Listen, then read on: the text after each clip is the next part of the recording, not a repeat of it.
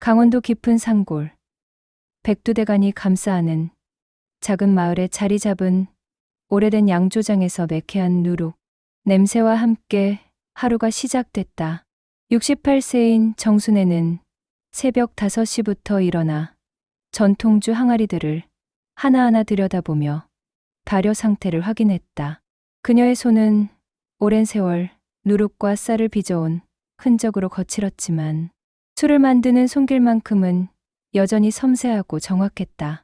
71세인 남편 박도연은 아침 일찍 양조장 뒤편 텃밭에서 약초를 캐며 아내가 만든 따뜻한 보리차를 마셨다.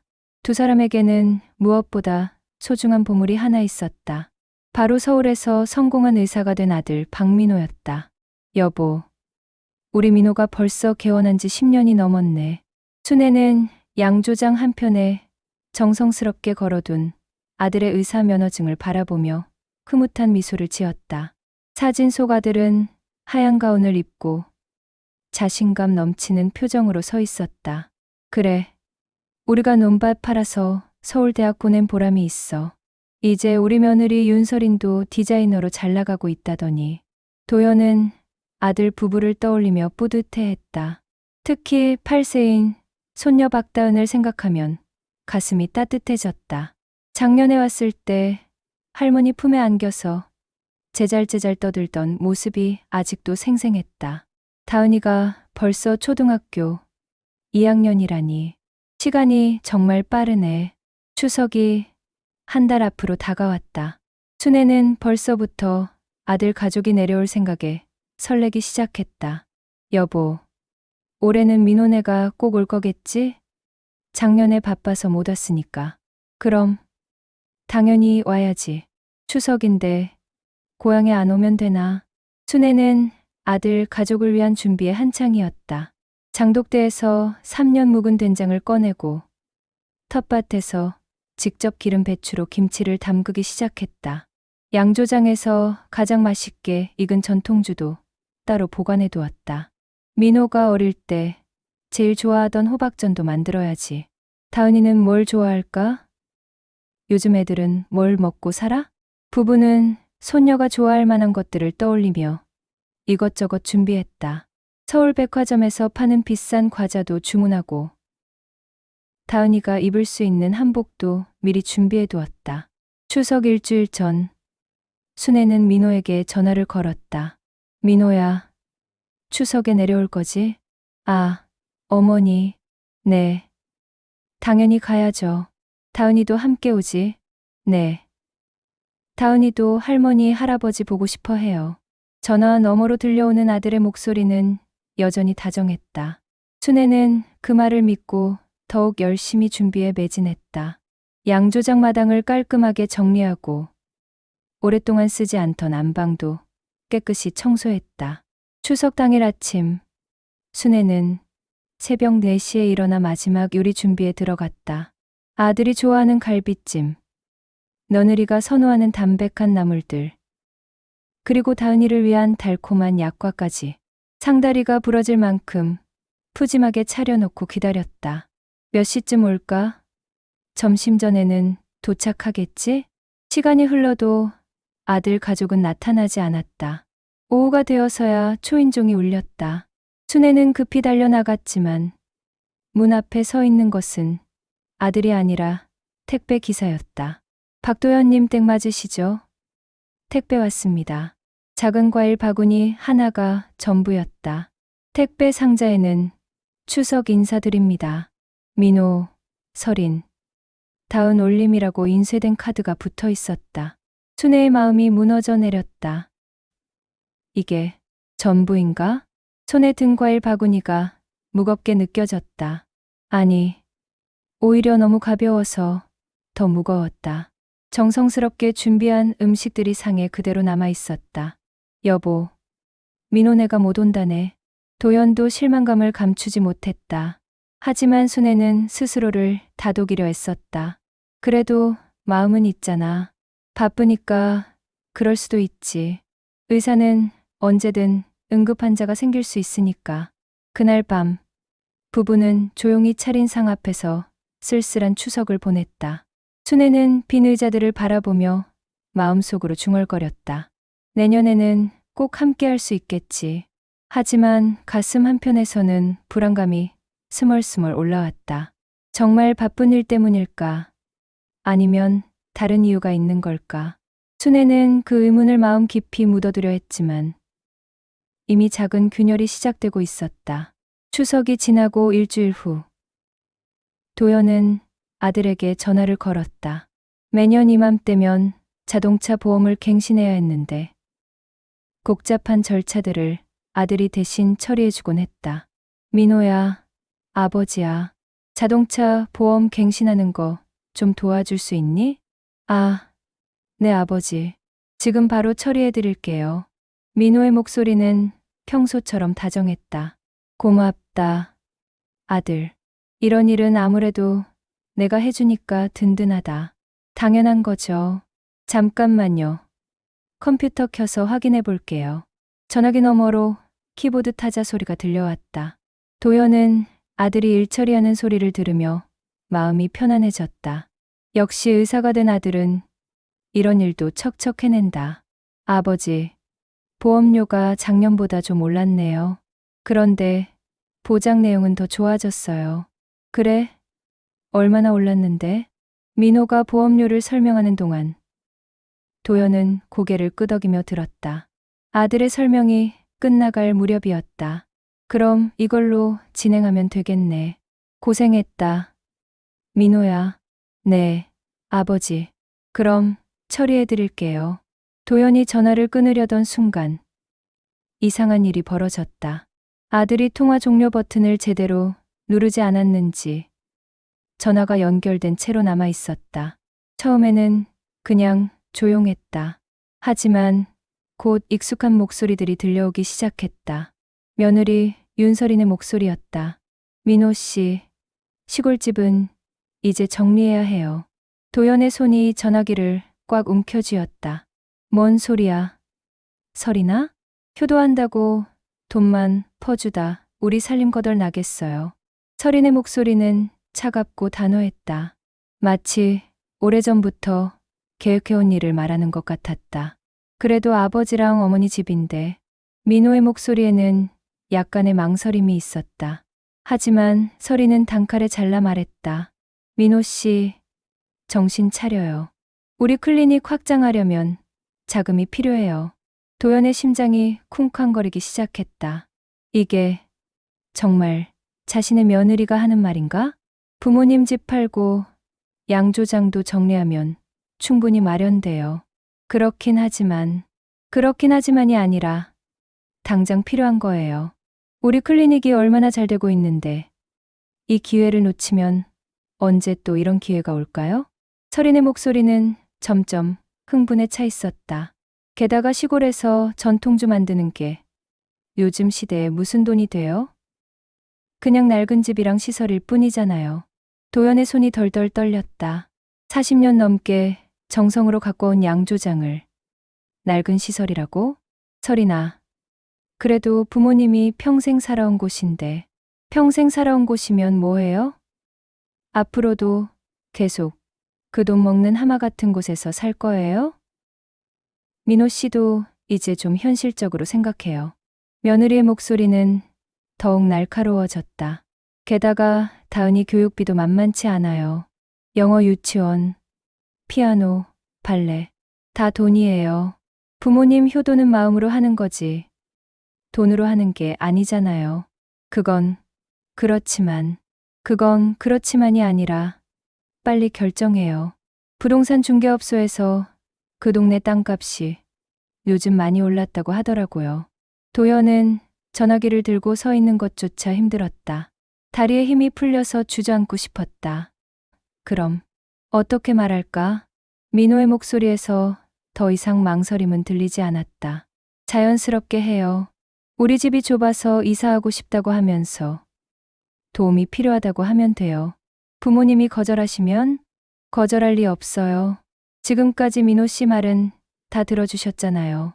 게다가 다은이 얘기 나오면 무조건 들어주실 거예요. 설인의 목소리에는 확신이 가득했다. 마치 이미 여러 번 계산해 본 일인 것처럼. 그래도 좀 미안하긴 하네. 미안해할 게 뭐 있어요? 우리가 성공해서 나중에 더 좋은 집 사들이면 되잖아요. 도연은 더 이상 들을 수 없었다. 손가락이 덜덜 떨리는 가운데 겨우 전화를 끊었다. 그 순간 도연의 세상이 무너지는 것 같았다. 이게 우리 아들이 맞단 말인가? 혼잣말을 중얼거리며 의자에 주저앉았다. 40년 넘게 키운 아들이, 그리고 정성으로 맞아들인 며느리가 이런 말을 하다니. 여보, 무슨 일이야? 얼굴이 왜 그래? 순애가 양조장에서 일하다가 도연의 모습을 보고 급히 달려왔다. 순애야, 도연은 아내에게 방금 들은 이야기를 모두 털어놓았다. 순애의 얼굴도 점점 굳어갔다. 정말 그런 말을 했다고? 내가 직접 들었어. 우리 양조장을 낡은 시설이라고 하고 우리 집을 정리하라고. 순애는 한동안 말을 잇지 못했다. 그동안 가슴 한편에서 느꼈던 불안감이 현실이 되어버린 것이었다. 그럼 추석에 안 온 것도 아마 그때부터 계획하고 있었을 거야. 부부는 서로를 바라보며 깊은 한숨을 쉬었다. 평생을 바쳐 키운 아들에게 이런 배신을 당할 줄이야. 하지만 도연의 눈빛 속에는 분노와 함께 다른 감정도 스며들고 있었다. 차가운 계산이었다. 도연과 순애가 운영하는 양조장은 겉으로 보기에는 그저 오래된 시골 전통주 공방에 불과했다. 세월의 흔적이 묻어있는 나무 기둥들과 낡은 기와 지붕, 그리고 마당 한편에 일렬로 늘어선 항아리들. 하지만 이곳에는 아들 부부가 전혀 모르는 놀라운 비밀이 숨어 있었다. 여보, 우리가 지난 20년간 얼마나 많은 상을 받았는지 민호는 알까? 순애는 안방 장롱 깊숙이 보관해둔 상장들을 하나씩 꺼내며 말했다. 전국 전통주 품평대회 대상, 한국 전통 명주 인증서, 무형문화재 전수자 인정서, 화려한 금박이 입혀진 상장들이 수십 장에 달했다. 2015년에 받은 농림축산식품부 장관상도 있고 작년에 받은 전통주 품질 대상도 있네. 도연은 상장들을 하나하나 펼쳐보며 감회에 젖었다. 이 모든 영광을 아들과 함께 나누고 싶었지만 민호는 늘 바쁘다는 핑계로 관심을 보이지 않았다. 우리 청산명주가 얼마나 유명한지도 모르겠지. 순애가 말하는 청산명주는 이 지역에서만 나는 특별한 약초와 산야초를 넣어 만든 전통주였다. 도연의 할아버지 때부터 내려온 비법으로 3대에 걸쳐 완성시킨 명품이었다. 서울 5성급 호텔에서도 우리 술을 찾는다니까. 실제로 청산명주는 전국 각지의 전통주 애호가들 사이에서 환상의 술로 불리며 입소문을 타고 있었다. 한 병에 30만 원이 넘는 가격에도 불구하고 예약 주문이 끊이지 않았다. 작년 매출이 얼마였지? 도연은 장부를 꺼내며 계산해 봤다. 양조장의 연간 매출은 8억 원에 달했고 순수익만 3억 원이 넘었다. 여기에 양조장이 자리한 땅의 가치까지 합하면 상상을 초월하는 규모였다. 이 땅이 이제 평당 300만 원이 넘는다더니 양조장 부지는 무려 1000평에 달했다. 계산해보면 땅값만 30억 원이 넘는 셈이었다. 그리고 40년간 쌓아온 청산명주의 브랜드 가치와 제조 기술, 그리고 전국에 퍼져 있는 고객 네트워크까지 포함하면 전체 자산 규모는 50억 원을 훌쩍 넘었다. 민호가 이걸 알면 깜짝 놀랄걸. 하지만 정작 아들 부부는 이 모든 것을 쓸모없는 낡은 집으로만 생각하고 있었다. 그들에게는 시골의 양조장이 그저 돈 먹는 하마로만 보였을 뿐이었다.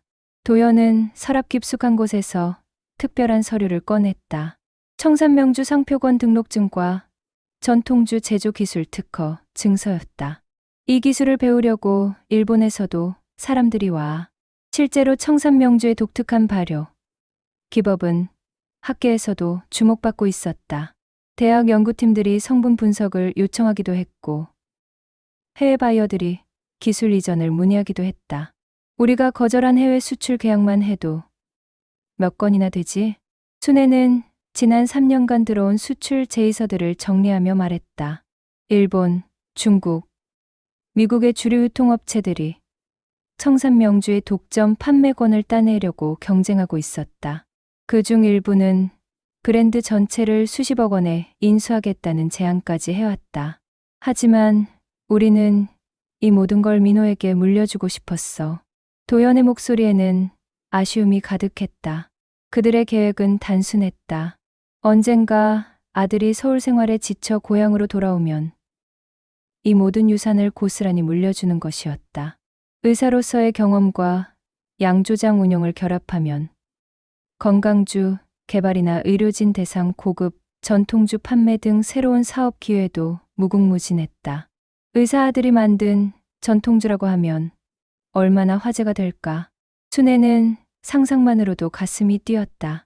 아들의 의학 지식과 자신들의 양조 기술이 만나면 세계 최고의 건강주를 만들 수 있을 것 같았다. 한의학 원리를 접목한 약주라든지 성인병 예방에 좋은 기능성 전통주라든지.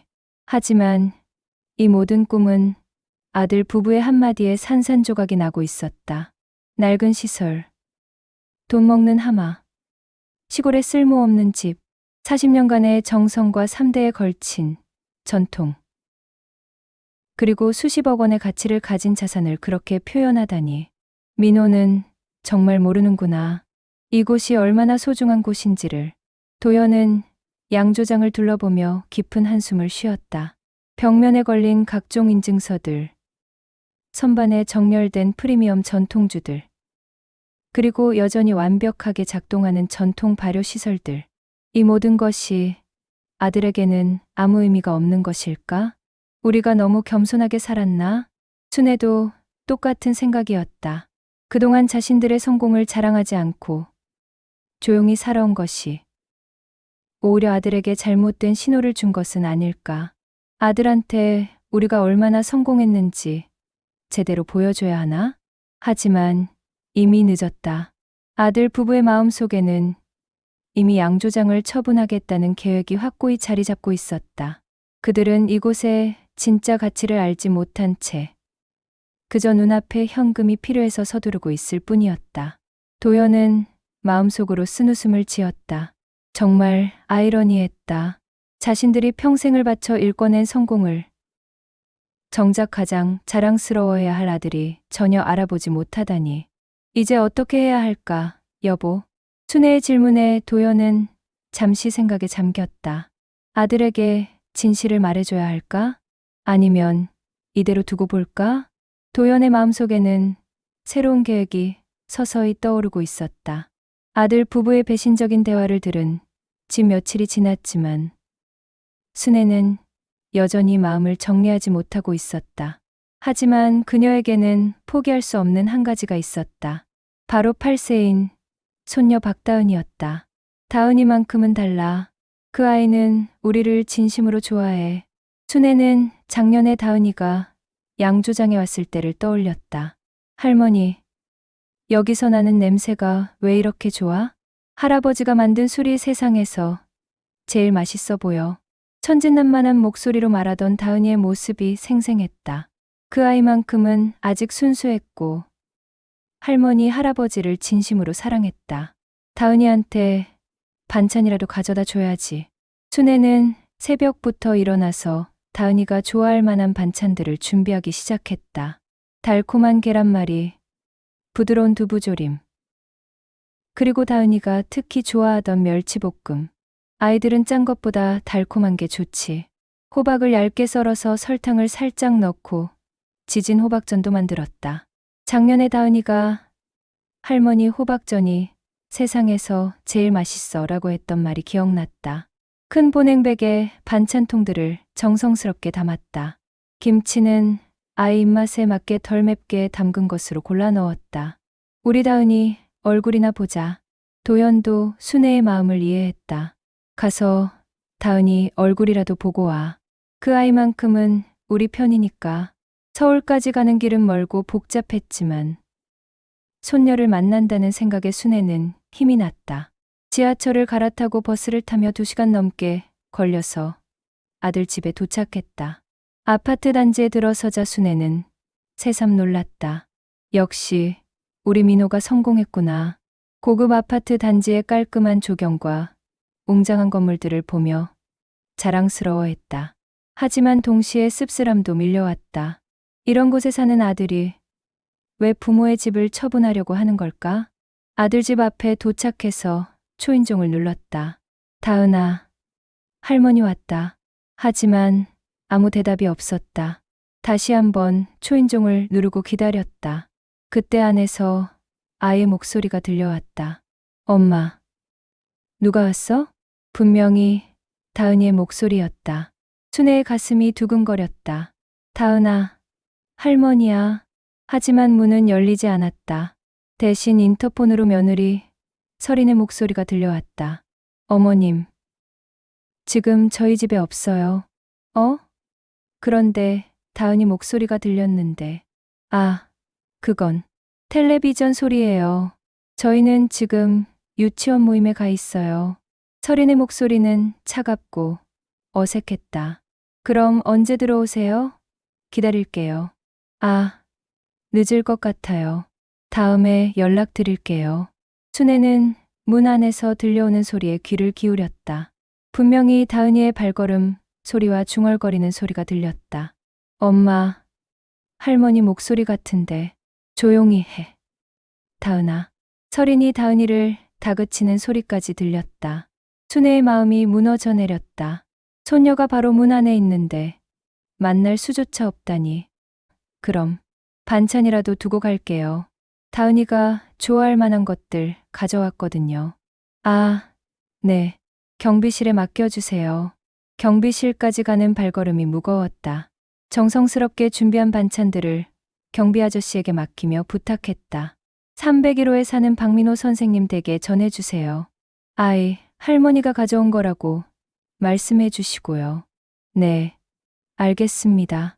경비 아저씨는 친절하게 받아주었지만 순애의 마음은 허전하기만 했다. 집으로 돌아가는 길에 순애는 눈물을 참을 수 없었다. 다은이가 분명히 알아봤는데 할머니라고 불렀는데 지하철 안에서 몰래 흘린 눈물이 볼을 타고 내렸다. 그날 밤 순애는 남편에게 모든 이야기를 털어놓았다. 다은이가 바로 안에 있었어. 할머니라고 부르는 소리도 들었고, 그런데 서린이가 못 들어오게 했다고? 응. 유치원 모임이라면서 거짓말을 했어. 도연도 분노했다. 손녀를 만나고 싶어하는 할머니의 마음을 짓밟다니. 우릴 귀찮은 짐짝처럼 여기는구나. 순애의 목소리는 절망에 차 있었다. 그동안 우리가 뭘 잘못했나? 손녀 하나 보는 게 그렇게 부담스러운 일인가? 민호도 알고 있었을 거야. 서린이가 혼자 그런 결정을 내렸을 리 없어. 도연의 추측이 맞았다. 사실 그날 민호와 서린은 집에 함께 있었다. 하지만 서린은 시어머니가 오는 것을 달가워하지 않았다. 또 시골 음식 잔뜩 가져와서 냉장고만 차지할 텐데. 그래도 어머니인데. 어머니라고 해서 무조건 좋은 건 아니에요. 다은이도 시골 음식보다는 깔끔한 음식을 좋아하잖아요. 결국 민호도 서린의 의견에 따랐다. 그들에게 시어머니의 방문은 그저 불편함일 뿐이었다. 다은이는 할머니를 만나고 싶어 했지만 부모의 눈치를 봐야 했다. 다은아, 할머니는 바쁘셔서 다음에 보자고 하셨어. 서린은 딸에게 거짓말을 했다. 다은이는 실망했지만 어쩔 수 없었다. 그날 밤 순애는 잠을 이루지 못했다. 손녀의 얼굴을 보고 싶은 마음과 아들 부부에 대한 실망감이 뒤섞여서 복잡했다. 다은이만큼은 우리 편이라고 생각했는데, 하지만 아이는 부모의 통제하에 있었다. 아무리 할머니를 그리워해도 만날 기회조차 주어지지 않는 현실이 비참했다. 이제 정말 끝인가? 순애는 절망감에 휩싸였다. 아들도 며느리도 이제는 손녀까지도 만날 수 없다면 그들에게 남은 건 무엇일까? 하지만 도연은 다른 생각을 하고 있었다. 아내의 눈물을 보며 마음속 깊은 곳에서 차가운 분노가 끓어오르고 있었다. 순애가 서울에서 쓸쓸히 돌아온 지 사흘 후 아들 민호가 갑자기 양조장을 찾아왔다. 평소 같으면 미리 연락을 하고 오는 편이었는데 이번에는 예고 없이 나타났다. 민호야, 왜 갑자기? 순애는 반가우면서도 당황스러웠다. 며칠 전 서울에서 있었던 일 때문에 마음이 복잡했지만 그래도 아들의 얼굴을 보니 반가웠다. 아, 어머니, 그냥 부모님 얼굴 보고 싶어서요. 민호는 평소보다 밝은 표정을 지었다. 하지만 도연은 아들의 속마음을 의심하고 있었다. 전화통화를 우연히 들은 후로는 아들의 모든 행동이 계산적으로 보였다. 다은이는 안 데려왔니? 아, 다은이는 학원 가야 해서요. 요즘 영어 유치원에서 발표회 준비한다고 바빠요. 민호는 자연스럽게 대답했지만 순애의 마음은 아팠다. 며칠 전 아파트 앞에서 분명히 다은이가 집에 있었는데 또다시 거짓말을 하는 것 같았다. 그래, 우리 다은이가 벌써 그런 것도 하는구나. 순애는 억지로 웃으며 말했다. 민호는 잠시 양조장을 둘러보더니 공격적인 이야기를 꺼냈다. 아버지, 어머니, 사실 오늘 온 이유가 따로 있어요. 무슨 일인데? 도연은 이미 예상하고 있었지만 태연한 척했다. 저희 집이 너무 좁아요. 다은이도 크고 서린이도 작업실이 필요하다고 해서요. 민호의 목소리는 진지했다. 마치 정말 절박한 상황인 것처럼 연기하고 있었다. 50평대 아파트로 옮기고 싶은데 자금이 좀 부족해서요. 얼마나 부족한데? 한 5억 정도요. 다은이 교육비도 만만치 않고 제 클리닉도 확장하려고 하거든요. 민호는 마치 당연한 듯이 말했다. 전화통화에서 들었던 그 계획이 현실로 나타나는 순간이었다. 그래서 양조장만 처분해 주시면 돼요. 순애는 가슴이 철렁 내려앉았다. 40년간 정성으로 가꿔온 양조장을 그렇게 쉽게 처분하라고? 민호야, 여기는 할아버지 때부터 내려온 곳인데. 어머니, 시대가 바뀌었어요. 요즘은 전통주보다 와인이나 맥주를 더 많이 마시잖아요. 민호는 어머니의 말을 가볍게 무시했다. 게다가 부모님도 나이 드시는데 이런 힘든 일을 언제까지 하실 거예요? 그의 말은 표면적으로는 부모를 걱정하는 것 같았지만 실제로는 자신의 이익을 위한 변명에 불과했다. 대신 서울 근처의 작은 아파트라도 구해드릴게요. 요양원 같은 곳 말고 깔끔한 아파트로요. 민호는 마치 큰 혜택을 주는 것처럼 말했다. 하지만 순애에게는 그것이 더 큰 모욕으로 들렸다. 우리를 요양원에 보내려고? 아니에요. 어머니, 그냥 편안하게 지내시라는 뜻이에요. 민호는 당황하며 해명했지만 이미 본심이 드러난 후였다. 도연은 분노를 참으며 아들을 바라봤다. 과연 이게 자신이 40년간 정성으로 키운 아들의 모습일까? 민호야, 이 양조장이 얼마나 소중한 곳인지 아니? 아버지, 저도 이해해요. 하지만 현실적으로 생각해 보세요. 여기서 나오는 수입으로는 도연은 씁쓸하게 웃었다. 아들이 이 양조장의 진짜 가치를 전혀 모르고 있다는 것이 명확해졌다. 민호야, 너는 이곳이 얼마나 성공한 사업인지 알기나 하니? 네. 무슨 말씀이세요? 민호는 진짜로 모르는 표정이었다. 그동안 부모가 겸손하게 살아온 탓에 아들은 양조장을 그저 시골의 작은 장사 정도로만 알고 있었다. 우리가 작년에 벌어들인 수익이 얼마인지 알아? 글쎄요. 한 달에 몇백만 원 정도? 도연은 한숨을 쉬었다. 아들의 무지함이 한심하면서도 안타까웠다. 하지만 이 순간에 진실을 말해봐야 아들이 믿을까? 오히려 더 큰 욕심을 부릴 가능성이 높았다. 그런 게 중요한 게 아니야. 이곳은 우리 가족의 역사가 담긴 곳이라고. 아버지, 그런 감상적인 얘기 말고요. 실용적으로 생각해 보세요. 민호의 목소리에는 짜증이 섞여 있었다. 다은이 미래를 위해서라도 결단을 내리셔야 해요. 결국 손녀까지 이용하는 아들의 모습에 순애는 눈물이 났다. 다은이를 위해서라면 이 양조장을 물려줘야 하는 거 아니니? 어머니, 시대착오적인 생각 그만하세요. 다은이가 커서 시골에서 술이나 빚고 살게 할 거예요?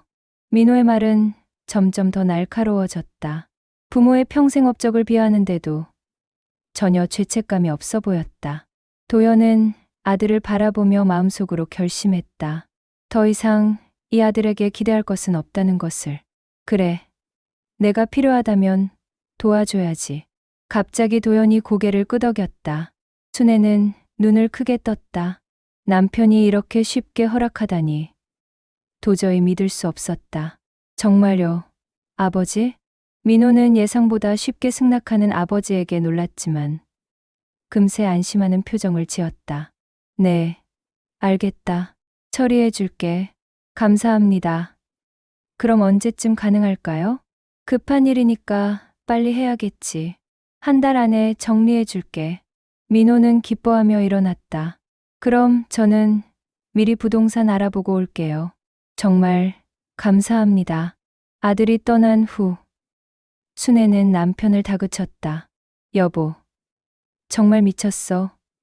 어떻게 그렇게 쉽게 허락해? 하지만 도연의 눈빛 속에는 알 수 없는 차가움이 숨어 있었다. 순애야, 내가 뭘 하는지 지켜봐. 도연의 목소리는 평소와 달리 냉정했다. 아들에게는 보여주지 않았지만 그의 마음속에는 이미 완전히 다른 계획이 세워지고 있었다. 내가 진짜 어떤 놈인지 똑똑히 보여주마. 6장 감춰둔 카드. 민호가 떠난 그날 저녁, 도연은 혼자 서재에 앉아 깊은 생각에 잠겼다.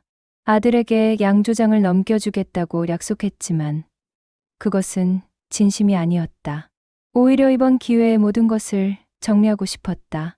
이제 진짜 가족이 누구인지 보여줘야 할 때가 왔어. 다음 날 아침, 도연은 순애에게 말했다. 순애야, 나 잠깐 시내에 볼 일이 있어서 나가겠어. 무슨 일인데? 그냥 처리할 게 좀 있어. 저녁에 올게. 도연은 평소처럼 자연스럽게 말했지만 실제로는 중요한 결정을 내리러 가는 길이었다. 시내에 있는 김 변호사 사무실로 향했다. 김 변호사는 도연과 오랜 친구 사이였고 법률 문제가 생길 때마다 상담을 받던 사람이었다. 도연 형, 오랜만이네요. 무슨 일로 오셨어요? 김 변호사, 상속 관련해서 상담 좀 받고 싶어. 상속요? 무슨 일이 있으셨나요? 도연은 김 변호사에게 지난 며칠간 일어난 모든 일을 상세하게 설명했다. 아들 부부의 전화 통화, 며느리의 냉대, 그리고 양조장을 처분하라는 요구까지. 그래서 결심했어. 이 재산을 아들 부부가 아니라 손녀 다은에게 물려주고 싶어. 김 변호사는 심각한 표정으로 들었다. 형, 그 심정 충분히 이해하겠어요. 하지만 법적으로 복잡한 문제가 있을 수 있어요. 어떤 문제들이지? 일단 현재 재산 상황부터 정확히 파악해야 해요. 양조장과 토지, 그리고 사업체 전체가 형 명의로 되어 있나요? 그래, 다 내 명의야. 아직 아들한테 이전한 것도 없고. 도연은 확신에 차서 대답했다. 사실 그동안 아들에게 재산을 물려주려고 여러 번 시도했지만 민호가 늘 바쁘다는 핑계로 미뤄왔었다. 이제 와서 생각해보니 그것이 오히려 다행이었다. 그럼 형이 원하는 대로 처리할 수 있어요. 유언대용 신탁이나 조건부 상속 같은 방법들이 있어요. 자세히 설명해줘. 김 변호사는 책장에서 관련 서류들을 꺼내며 설명을 시작했다. 유언대용 신탁은 형이 살아있는 동안에도 효력이 있고 사후에도 지속되는 방법이에요. 그럼 다은이가 성인이 될 때까지 안전하게 보호할 수 있다는 거지? 네, 맞아요. 그리고 신탁 조건을 설정할 수 있어서 다은이가 일정 나이가 되거나 특정 조건을 만족할 때까지 재산을 보호할 수 있어요. 도연은 고개를 끄덕였다. 이것이야말로 진짜 손녀를 위한 길이라는 확신이 들었다. 그런데 형, 아들분이 법적으로 이의를 제기할 수도 있어요. 어떤 이의를? 유리룬 권리라는 게 있어요. 법정 상속인인 아들이 최소한의 상속분을 요구할 수 있거든요. 도연은 잠시 생각했다. 그럼 어떻게 해야 하지? 합법적인 방법이 있어요. 생전 증여나 신탁을 통해서 미리 처리하는 거죠. 그리고 형이 원하신다면. 김 변호사는 잠시 망설이더니 조심스럽게 말했다. 아들분의 태도에 대한 증거를 남겨두시는 것도 좋을 것 같아요. 증거? 네. 녹음이나 문서 같은 것들이요. 나중에 법정에서 상속 무효 사유로 활용할 수 있어요. 도연은 이미 아들 부부의 전화 통화를 녹음해둔 것이 있다는 걸 떠올렸다. 그런 건 이미 있어. 그럼 더 완벽하네요. 이제 구체적인 신탁 조건을 설정해 봅시다. 두 사람은 몇 시간 동안 꼼꼼하게 계획을 세웠다. 다은이가 25세가 될 때까지는 교육비와 생활비만 지원하고 그 이후에 전체 재산을 물려받는 조건으로 하면 어떨까요? 좋은 생각이야. 그리고 중간에 다은이 부모가 재산을 빼돌리려고 하면 그런 상황을 방지하는 조항도 넣을 수 있어요. 신탁관리인을 따로 지정하면 돼요. 누구로 하지? 제가 해드릴 수도 있고 아니면 신뢰할 만한 금융기관을 지정할 수도 있어요. 도연은 마침내 결정했다. 김 변호사가 해줘. 내가 가장 믿을 만해. 알겠습니다. 그럼 필요한 서류들을 준비해서 다음 주 안에 처리하겠어요. 사무실을 나서면서 도연은 한결 마음이 가벼워졌다. 이제 아들 부부가 어떤 수를 써도 손녀의 미래는 안전하게 지킬 수 있을 것 같았다. 다은아, 할아버지가 너를 위해 최선을 다할게. 집으로 돌아가는 길에 도연은 마음속으로 손녀에게 말했다. 비록 지금은 부모 때문에 할아버지를 만날 수 없지만 언젠가는 진실을 알게 될 것이다. 그리고 그때가 되면 누가 진짜로 다은이를 사랑했는지 분명해질 것이다. 집에 도착하자 순애가 기다리고 있었다. 여보, 어디 갔다 왔어? 늦었네. 응. 좀 중요한 일이 있었어. 무슨 일인데? 도연은 아내에게 변호사와의 상담 내용을 모두 말해줬다. 순애는 놀라면서도 남편의 결정에 동의했다. 잘했어. 우리 다은이만큼은 지켜줘야지. 이제 아들한테는 마지막 기회를 주자. 무슨 뜻이야? 진짜 속마음을 다 드러내도록 만들 거야. 그래야 우리도 후회 없이 결단을 내릴 수 있어. 도연의 눈빛은 결연했다. 아들에겐 교훈을, 손녀에겐 미래를. 이제 그의 계획이 공격적으로 시작될 참이었다. 그날 밤 도연은 오랜만에 편안한 잠을 잤다. 마음속 깊은 곳에서 올라오던 분노와 실망감이 명확한 계획으로 바뀌면서 오히려 평온함을 찾을 수 있었다. 이제 남은 건 실행뿐이었다. 변호사와의 상담을 마친 지 일주일 후 추석이 다시 돌아왔다. 작년과 달리 이번에는 민호가 먼저 연락을 해왔다. 아버지, 이번 추석에는 꼭 내려갈게요. 서린이랑 다은이도 함께요. 그래, 좋다. 도연의 목소리는 담담했다. 하지만 마음속으로는 냉소를 금할 수 없었다. 양조장 처분 얘기를 떠낸 후로 갑자기 효자 행세를 하기 시작한 것이다. 어머니가 많이 기뻐하실 거야. 순애는 아들이 온다는 소식에 복잡한 기분이었다. 기쁘면서도 한편으로는 불편했다. 지난번 서울에서 당한 일이 아직도 마음에 걸렸기 때문이다. 여보, 이번에는 뭔가 다를까? 아니야. 오히려 더 노골적일 거야. 도연은 아내의 기대를 꺾고 싶지 않았지만 현실을 말해줘야 했다. 이제 우리한테 필요한 건 다 받았으니까 마지막 인사차 오는 거겠지. 추석 전날 오후 아들 가족이 도착했다. 작년과는 달리 이번에는 정말로 왔다. 어머니, 아버지, 민호는 평소보다 더 밝은 목소리로 인사했다. 할머니, 할아버지, 8세인 다은이가 뛰어와서 안겼다. 순애는 손녀를 보는 순간 눈물이 날 것 같았다. 그동안 얼마나 보고 싶었는지. 우리 다은이 많이 컸네. 할머니, 보고 싶었어요. 다은이의 순수한 말에 순애의 마음이 따뜻해졌다. 적어도 이 아이만큼은 진심이었다. 하지만 며느리 설인의 태도는 여전했다. 어머님, 안녕하세요. 설인은 억지로 미소를 지으며 인사했다. 손에는 백화점 포장지에 쌓인 선물 상자가 있었다. 이게 뭐니? 아, 비타민이에요. 어르신들 건강에 좋다고 해서요. 순애는 선물 상자를 받아들고 감사 인사를 했지만 마음 한편으로는 씁쓸했다. 포장지에 먼지가 묻어 있는 것으로 보아 오래전에 받아둔 것을 그냥 가져온 것 같았다. 증정용이라는 스티커도 그대로 붙어 있었다. 설인아, 고맙다. 잘 먹을게.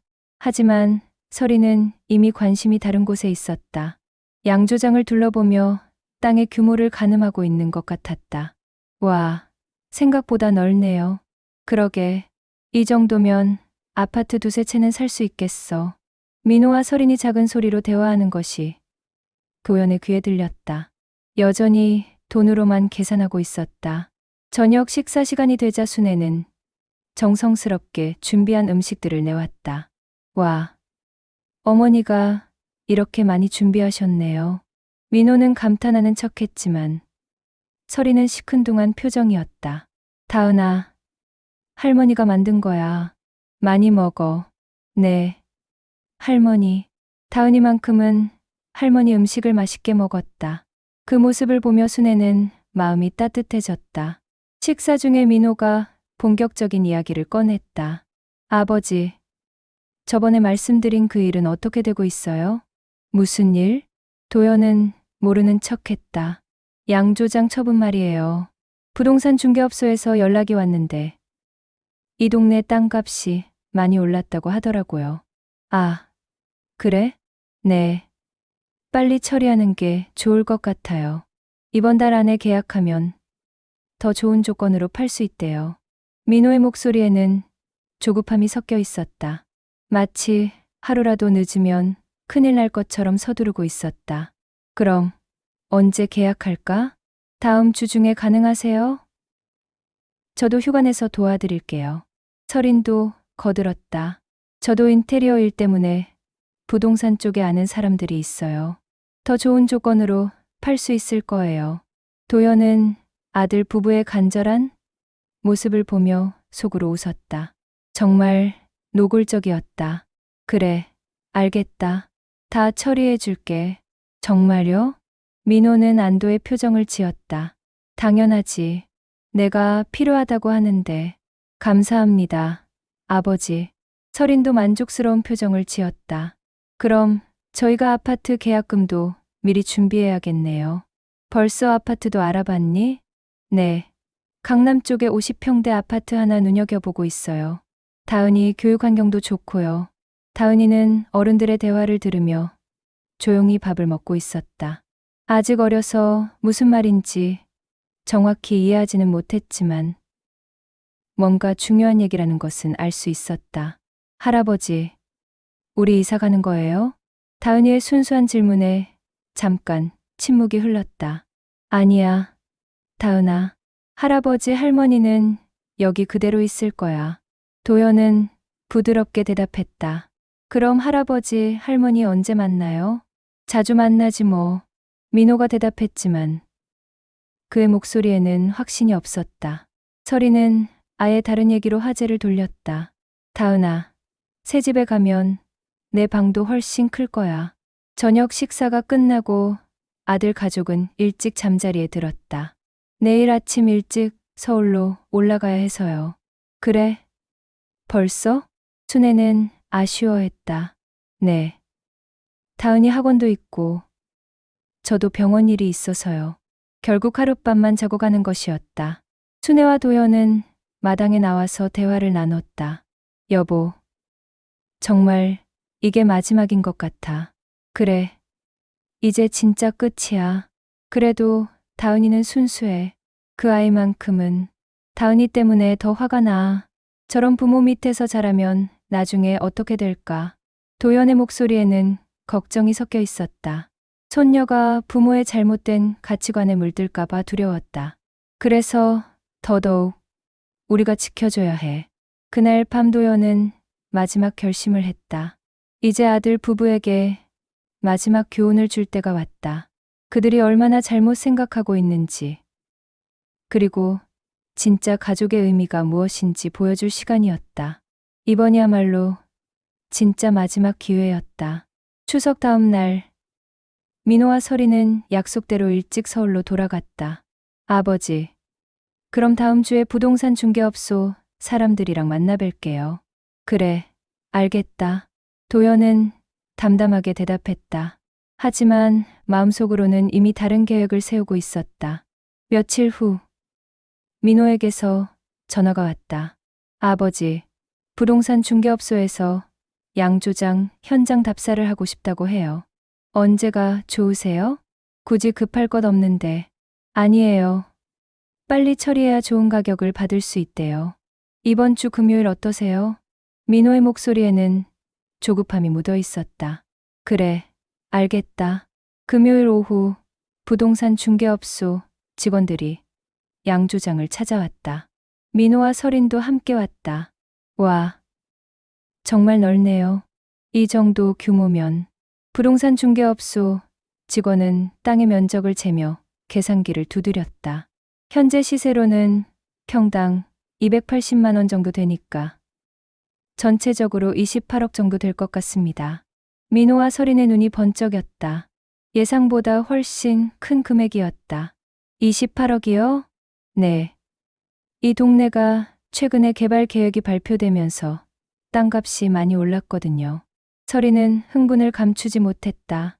그럼 클리닉 확장은 물론이고 아파트도 더 큰 걸로 살 수 있겠네요. 하지만 도연은 의외로 차분했다. 그 정도밖에 안 되나? 네. 무슨 말씀이세요? 부동산 중개업소 직원이 당황했다. 이 정도면 상당히 좋은 가격인데요. 아, 그냥 궁금해서.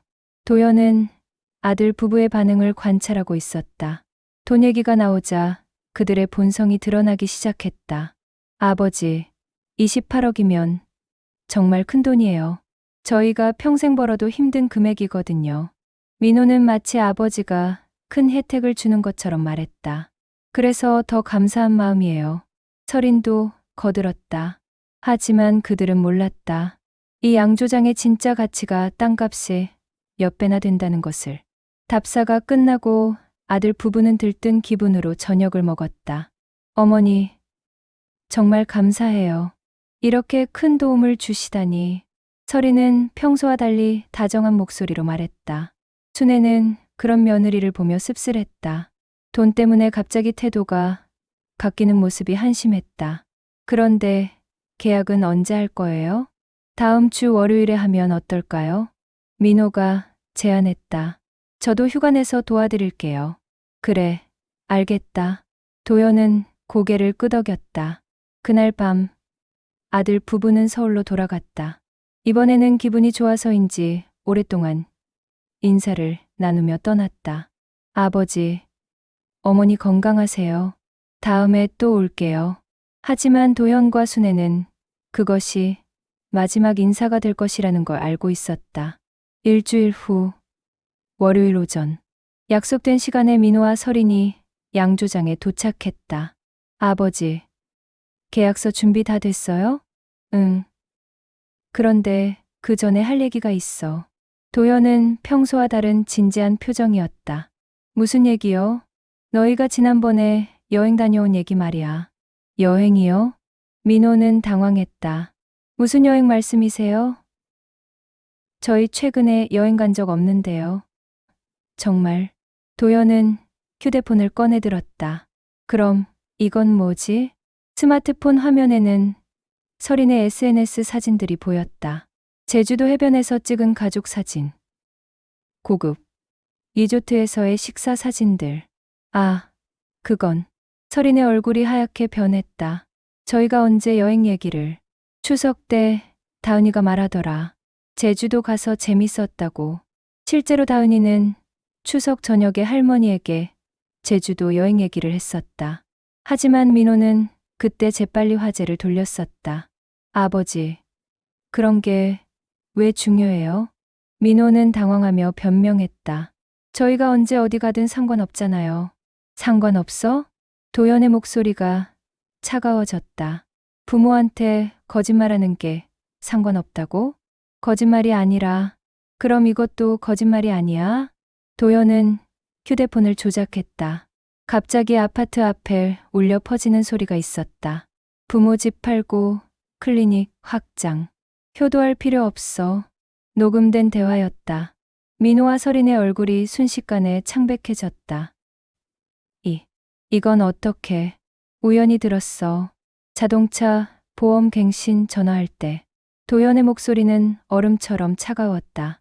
너희가 무슨 말을 했는지 다 들었다. 아버지, 저희가 시골집은 정리해야 한다고? 낡은 시설이라고? 순애도 분노를 참지 못했다. 우릴 속이고도 내가 자식이라고 말할 수 있니? 어머니, 저희 진심. 도연은 냉소적으로 웃었다. 28억 때문에 갑자기 생긴 진심이지? 그게 아니에요. 서린이 급히 변명했다. 저희는 정말 부모님을 생각해서, 부모를 생각해서 요양원 보내려고 했어. 순애가 날카롭게 추궁했다. 그런 말 한 적 없어요. 녹음에 다 나와 있어. 도연은 휴대폰을 다시 조작했다. 더 많은 대화 내용이 흘러나왔다. 아들 부부가 나눴던 모든 계획들이 적나라하게 드러났다. 이제 변명할 거리가 있나? 민호와 서린은 더 이상 할 말이 없었다. 그들의 모든 거짓말과 계획이 무너져 내렸다. 우리가 40년 동안 뭘 잘못했길래 이런 취급을 받아야 하지? 순애의 목소리는 분노와 절망으로 떨렸다. 우리가 너희한테 뭘 못해줬길래? 그 순간 모든 진실이 밝혀졌다. 아들 부부의 진짜 속마음, 그들의 계획, 그리고 부모에 대한 진짜 생각들이 이제 돌이킬 수 없는 순간이 왔다. 녹음된 대화가 끝나자 양조장 마당에는 정적이 흘렀다. 민호와 서린은 마치 벼락을 맞은 듯 멍하니 서 있었다. 더 이상 변명할 여지가 없었다. 모든 것이 드러났으니까. 아버지, 저희가 민호가 떨리는 목소리로 말을 시작하려 했지만 도연이 손을 들어 막았다. 이제 됐다. 더 이상 들을 말이 없어. 도연의 목소리는 차갑기 그지없었다. 40년 넘게 정성으로 키운 아들에 대한 모든 기대와 사랑이 이 순간 산산조각 났다. 서린이 갑자기 무릎을 꿇었다. 어머님, 아버님, 정말 죄송해요. 눈물을 흘리며 빌기 시작했다. 저희가 잘못 생각했어요. 용서해 주세요. 하지만 순애는 냉정했다. 지금 와서 용서를 빌어? 정말 반성하고 있어요. 다시는 그런 생각 안 할게요. 서린의 눈물은 진짜 같았다. 하지만 순애와 도연에게는 더 이상 통하지 않는 연기일 뿐이었다. 서린아, 내가 우리 양조장을 뭐라고 했는지 기억하나? 순애의 목소리가 떨렸다. 낡은 시설이라고 했지? 돈 먹는 하마라고?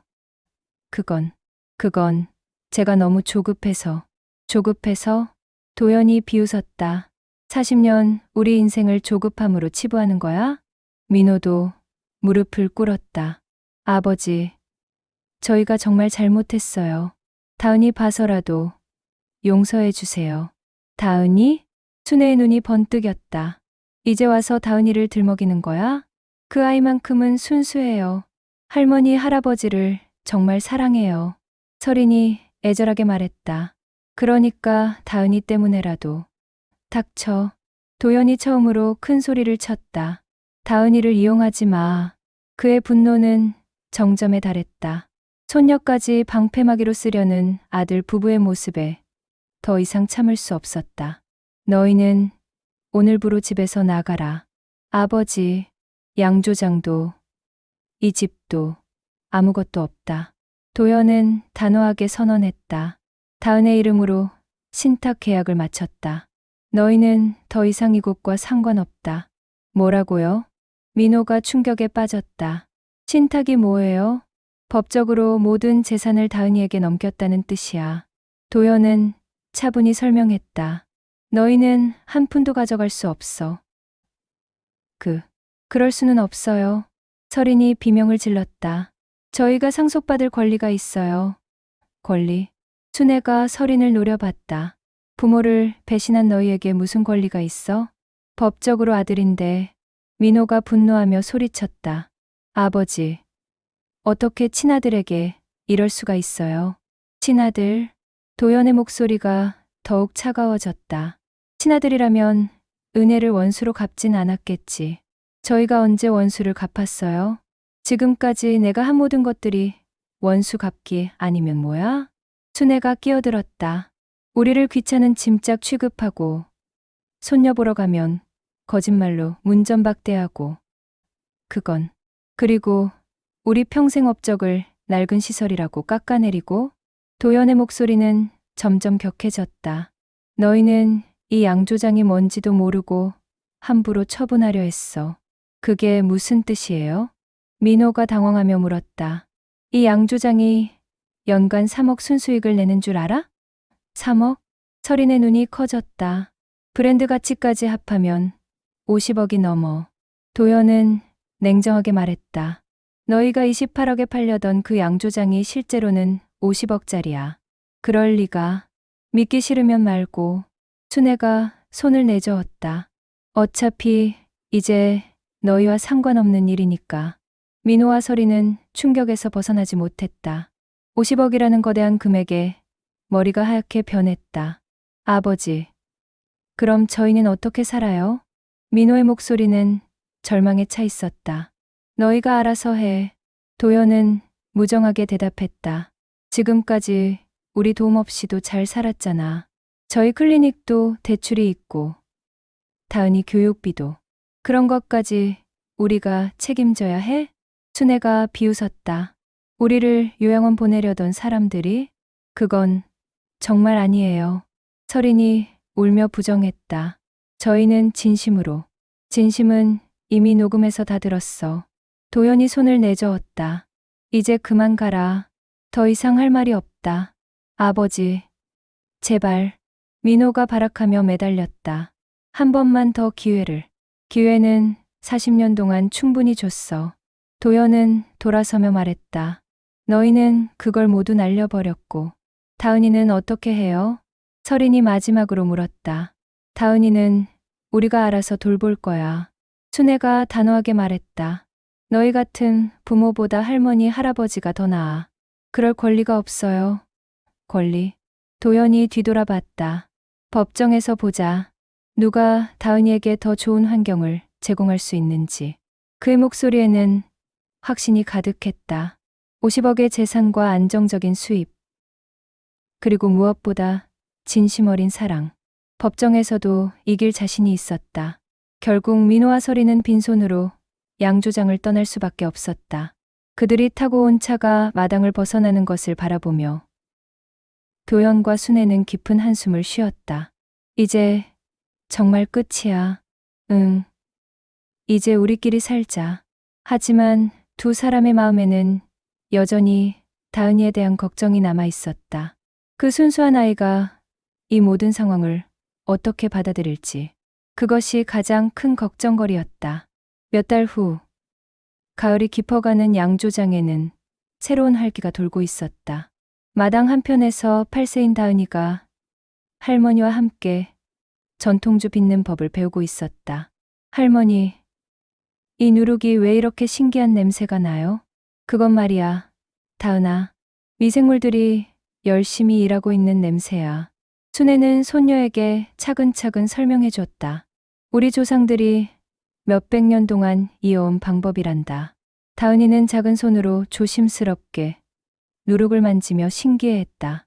할머니, 이거 만들면 아빠가 만든 것처럼 맛있는 술이 돼요? 아빠가 만든 게 아니라 할아버지가 만든 거야, 다은아. 도연이 옆에서 부드럽게 정정해줬다. 할아버지가 세상에서 제일 맛있는 술을 만드시거든. 민호와 서린은 결국 도시에서 큰 빚에 시달리게 됐다. 클리닉 확장 계획은 물거품이 됐고 대출금을 갚기 위해 사채까지 끌어다 써야 했다. 예상했던 28억의 유산이 사라지자 그들의 계획은 모두 무너져 내렸다.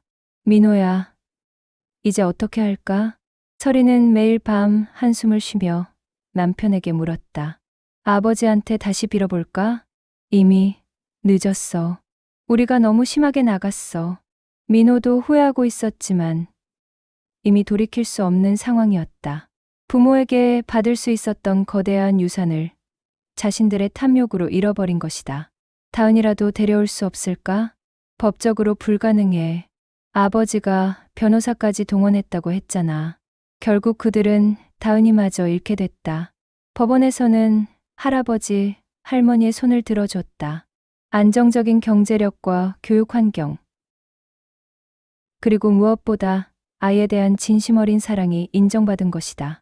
반면 순애와 도연은 손녀와 함께 양조장을 새롭게 그랜딩하며 제2의 전성기를 맞고 있었다.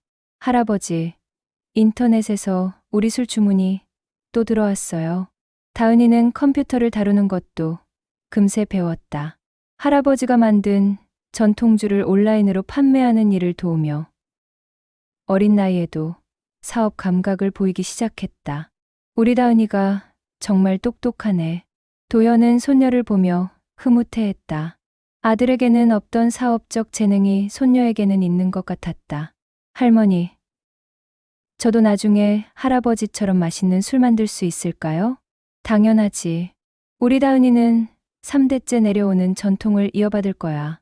순애는 손녀의 머리를 쓰다듬으며 말했다. 그런데 할머니, 아빠 엄마는 언제 와요? 가끔씩 다은이는 부모를 그리워했다.